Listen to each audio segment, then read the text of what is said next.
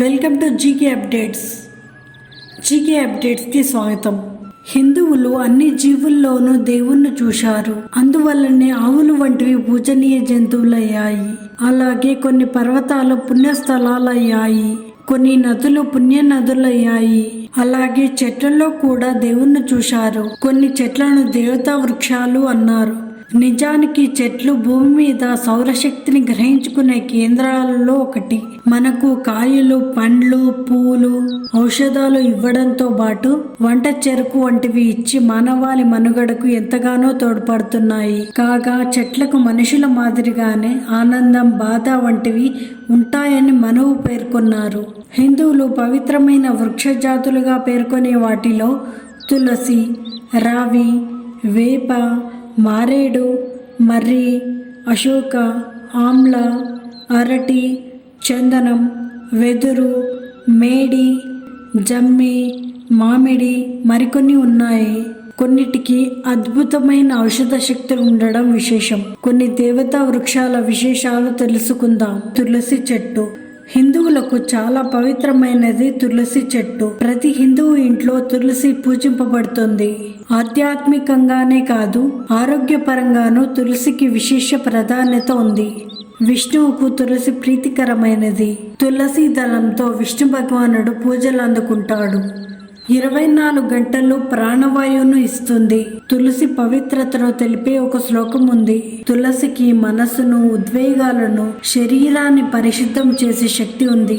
ఇతరుల చెడు భావాలను ఎదుర్కొని దూరం చేసే శక్తి తులసికి ఉంది. తులసిని స్పృశించగానే మనలను శుద్ధి చేస్తుంది.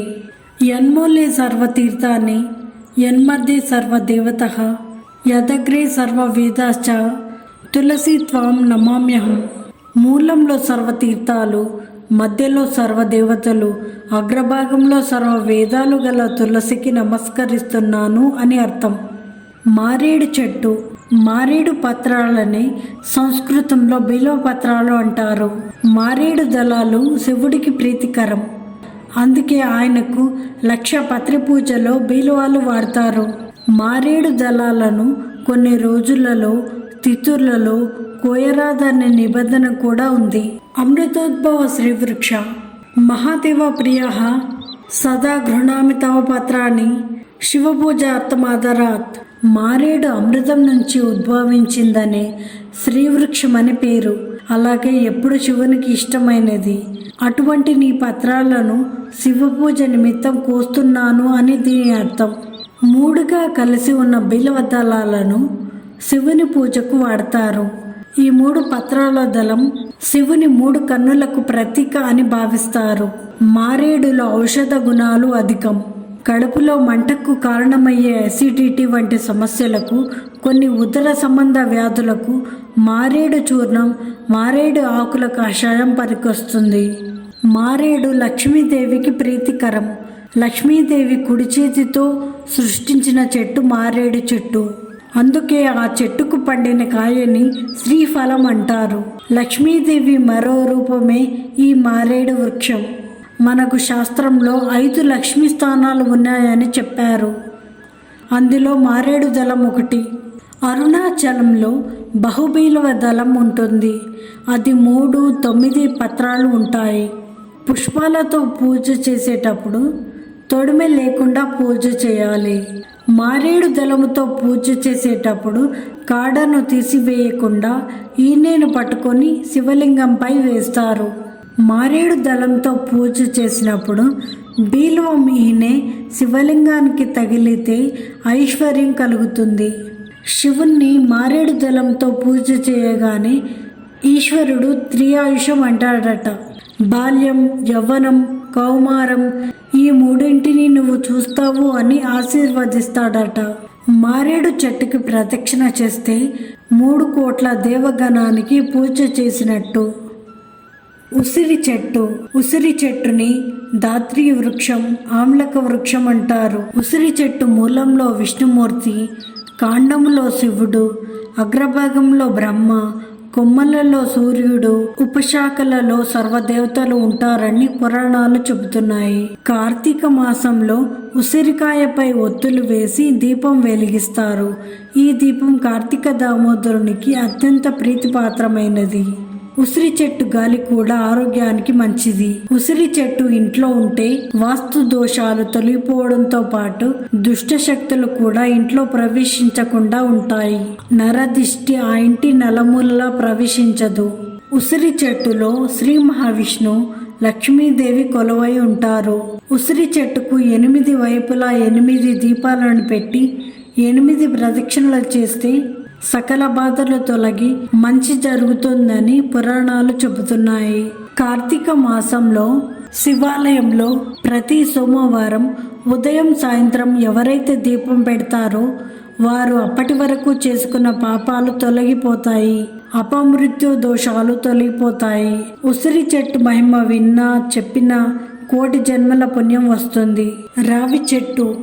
దేవతా వృక్షాలలో రావి చెట్టు అశ్వత్థ వృక్షం ఒకటి. అశ్వత్థ వృక్షం సాక్షాత్తు విష్ణు స్వరూపం. రావి చెట్టులో త్రిమూర్తులు ఉన్నారని చెప్పే శ్లోకం కూడా ఉంది. మూలతో బ్రహ్మరూపాయ, మధ్యతో విష్ణు రూపిణి, అగ్రతః శివరూపాయ, వృక్ష రాజాయతే నమః. ఈ వృక్షం మూలం వద్ద బ్రహ్మ, మధ్యలో విష్ణువు, అగ్రంలో శివుడు ఉన్నారని దీని అర్థం. రావి చెట్టును విష్ణు రూపం అని చెబుతారు. అందుకే విష్ణువును అశ్వత్థ నారాయణుడు అంటారు. దేవదానవ యుద్ధంలో దేవతలు ఓడిపోయిన ఓ సందర్భంలో విష్ణువు అశ్వత్థ వృక్షంగా మారాడని పురాణాలు చెబుతున్నాయి. కృష్ణ నిర్యాణం కూడా ఈ చెట్టు కిందే జరిగిందని చెబుతారు. స్త్రీలు సంతానం కోసం ఈ చెట్టు మొదలకు గాని దాని కొమ్మలకు గాని ఎర్రని వస్త్రం లేక ఎర్రని దారం కట్టే ఆచారం ఉంది. ఏ చెట్టును నరకడమైనా పాపమే, కానీ అశ్వత్థ వృక్షం నరకడం మహాపాపం అని ఒక పురాణం చెబుతుంది. బుద్ధునికి ఈ చెట్టు కిందే జ్ఞానోదయం అయిందని చెబుతారు. అందువల్ల ఈ చెట్టుని బోధి వృక్షమని, జ్ఞాన వృక్షమని వ్యవహరిస్తారు. జమ్మి చెట్టు. జమ్మి చెట్టు దేవతా వృక్షాల్లో ఒకటి. సంస్కృతంలో దీనిని శమీ వృక్షంగా పేర్కొంటారు. జమ్మి చెట్టును తాకడం పుణ్యప్రదం. జమ్మి చెట్టు గొప్పతనం వివరించే ఒక శ్లోకం కూడా ఉంది. శమీ శమీయతే పాపం, శమి శత్రు వినాశిని, అర్జునస్య ధనుర్ధారి, రామస్య ప్రియదర్శిని. శమి శత్రువులను నశింపజేస్తుంది అని, పాండవుల ఆయుధాలను మోసినదని, రామునికి ప్రియమైనది అని దీని అర్థం. ఈ వృక్షం పైనే అజ్ఞాతవాసంలో పాండవులు తమ ఆయుధాలను దాచారు. అలాగే రాముడు లంకపై యుద్ధానికి వెళ్తున్నప్పుడు ఈ వృక్ష అధిష్టాన దేవతే ఆయనకు విజయం సిద్ధిస్తుందని చెప్పినట్లు ఒక కథనం. అలాగే అగ్నిదేవుడు ఒకసారి భృగు మహర్షి కోపం నుంచి తప్పించుకోవడానికి ఈ చెట్టులోనే దాగి ఉన్నాడని ఒక కథనం. ఈ చెట్టు బెరడును కుష్ఠరోగం, గాయాలు, శరీరంపై వచ్చే వ్రణాలు వంటి చికిత్సలో ఉపయోగిస్తారు. ఈ చెట్టు బెరడు పొడి గొంతు నొప్పి, ఆస్తమా, మరెన్నో రోగాల చికిత్సలో ఉపయోగపడుతుంది. గింజలు, రెమ్మలు రక్తంలో చక్కెర స్థాయిని తగ్గించేందుకు, శ్వాసకోశ సంబంధ వ్యాధుల నివారణకు ఉపయోగపడుతుంది. వేప చెట్టు. వేప చెట్టు అత్యుత్తమ ఔషధ గుణాలున్న చెట్లలో ఒకటి. ఈ విషయం అనాది కాలం నుండి భారతీయులు గుర్తించి దాని పవిత్ర వృక్షంగా పూజించటం మొదలుపెట్టారు. గరుత్మంతుడు అమృతబాణం తీసుకుని వెళ్తుండగా కొన్ని చుక్కలు చింది భూలోకంలో వేప చెట్టు మీద పడగా అది శక్తివంతంగా మానవులకు మేలు చేసే వృక్షముగా మారింది అని మన పురాణాలు చెబుతున్నాయి. వేప చెట్టు లక్ష్మీదేవి స్వరూపం అని చెబుతారు. అందువల్లనే విష్ణు రూపమైన రావి చెట్టును, లక్ష్మీ రూపమైన వేప చెట్టును ఒకే చోట పాతి వాటికి వివాహం చేసే ఆచారం కూడా ఉంది. కొన్ని శుద్ధి కార్యక్రమాలలో వేపరెమ్మలను ఉపయోగిస్తారు. వేప చెట్టు గాలి శరీరానికి మంచిది అంటారు. దాని ఆకులు క్రిమి సంహారిణిగా ఉపయోగిస్తారు. దాని బెరడు కొన్ని రకాల చర్మ వ్యాధుల చికిత్సలో ఉపయోగపడుతుంది. అంటు వ్యాధులను తొలగిస్తుంది. మోదుక చెట్టు. గరుత్మంతుని ఈక భూమిపై పడినప్పుడు అది మోదుగ చెట్టుగా అవతరించింది. రావి చెట్టును, వేప చెట్టును పూజించినట్టుగానే మోదుగ చెట్టును కూడా పూజిస్తారు. ఇంట్లో చెడు తొలగిపోయి మంచి జరగాలని చేసే హోమాలలో, యాగాలలో మోదుగ చెట్టు కొమ్మలను ఉపయోగిస్తారు. మనకు వచ్చే అనేక రకాల అనారోగ్య సమస్యలు తగ్గించడంలో, అనేక రకాల ఔషధాలను తయారు చేయడంలో మోదుగ చెట్టు ఎంతో సహాయపడుతుంది. పూర్వకాలంలో విస్తర్ల తయారీలో మోదుగ చెట్టు ఆకులను ఉపయోగించేవారు. ఈ చెట్టు ఆకులతో తయారు చేసిన విస్తర్లలో వేడి వేడి అన్నం తినటం వల్ల రోగ నిరోధక శక్తి పెరుగుతుంది. మర్రి చెట్టుని సంస్కృతంలో వటవృక్షమని, నెగ్రోధ వృక్షమని అంటారు. నెగ్రోధ వృక్షము అంటే క్రిందకు పెరిగే చెట్టు. మర్రి ఊడలు క్రిందకు పెరుగుతాయి అని అర్థం. ప్రళయ కాలంలో జగమంత జలమైనప్పుడు శ్రీ మహావిష్ణువు బాలుని రూపంలో వటవృక్షంపై మార్కండేయ మహామునికి దర్శనం ఇచ్చాడని భాగవతం చెబుతోంది. మర్రి చెట్టును పూజిస్తే సంతానాన్ని, సంపదను ఇస్తుంది. సంతానం లేని వారు మర్రి చెట్టు చుట్టూ ప్రదక్షిణలు చేస్తారు. దక్షిణమూర్తి మర్రి చెట్టు కింద కూర్చొని ధ్యానం చేసినట్టు పురాణాలలో ఉంది. భగవద్గీతలో జీవితానికి అర్థాన్ని అర్జునునికి బోధించే సమయంలో శ్రీకృష్ణ భగవానుడు చెప్పిన ఉదాహరణ మర్రి చెట్టే. మర్రి చెట్టు కింద కూర్చొని హనుమాన్ చాలీసా చదవడం వల్ల భయం తొలగిపోయి మానసిక ప్రశాంతత కలుగుతుందని అంటారు. మర్రి చెట్టుకు తెల్లని నూలు దారం 11 సార్లు చుట్టి నీరు పోస్తే ఆర్థిక ఇబ్బందులు తొలగిపోతాయి. ఇంట్లో ప్రతికూల శక్తి ఉంటే గుడి దగ్గర ఉన్న మర్రి చెట్టు కొమ్మను తీసుకొచ్చి ఇంట్లో పెడితే సానుకూల శక్తి వ్యాపిస్తుంది. అరటి చెట్టు మన భారతీయ సంస్కృతిలో ఏ శుభకార్యం నిర్వహించబడినా అరటి చెట్టు, అరటి ఆకు, అరటి పండు అనేవి లేకుండా ఉండవు. అరటి చెట్టులోని ప్రతి భాగం ఏదో విధంగా మానవునికి ఉపయోగపడేది. అరటి చెట్టుని శుభకార్యాలలో ద్వారాలకు కడతారు. కొన్ని ప్రాంతాలలో కదలి వ్రతం పేరుతో పూజలు కూడా చేస్తారు. ప్రసాద వితరణకు ఈ ఆకులు ఉపయోగిస్తారు. భోజనాలకు ఉపయోగిస్తారు.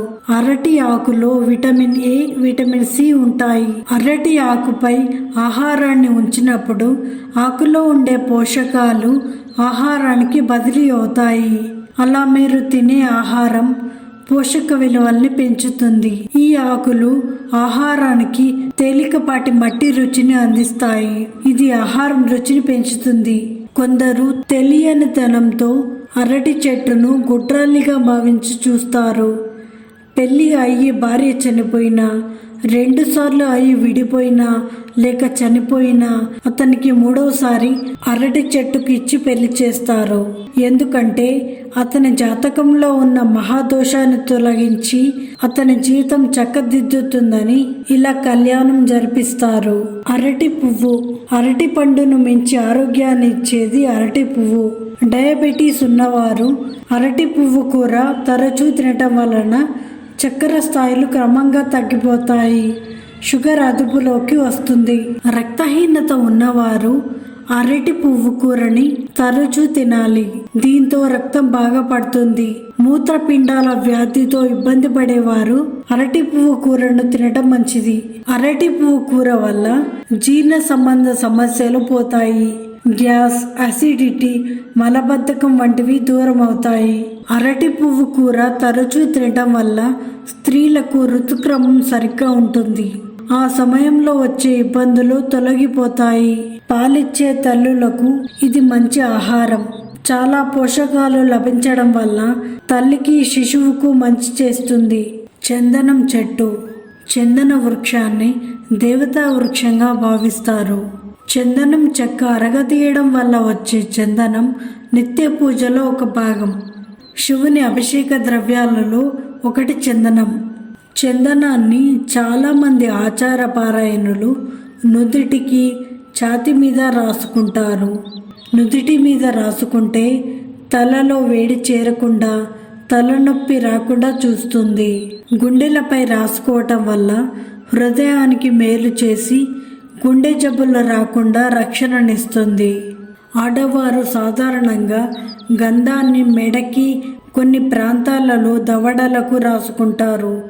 సాధారణంగా చెమట పట్టి చికాకు కలిగించే ప్రాంతాలు ఇవే.